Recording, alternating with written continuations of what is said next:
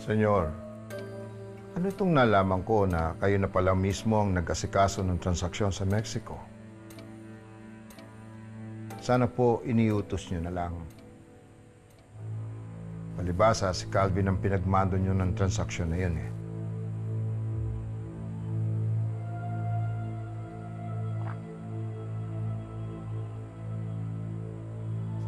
Wala na akong tiwala kay Calvin. Hindi lang siya pabaya sa tungkulin niya.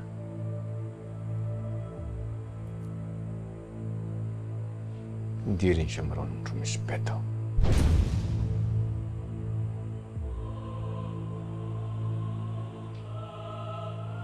Kung anong layo ng loob ko kay Calvin.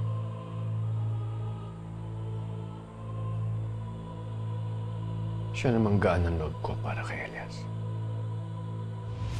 Kaya lang, senyor, oras na malaman ni Calvin na tinatanggalan nyo na siya ng tungkulin sa sindikato, lalalim lalo ang sama ng loob sa inyo ng bata.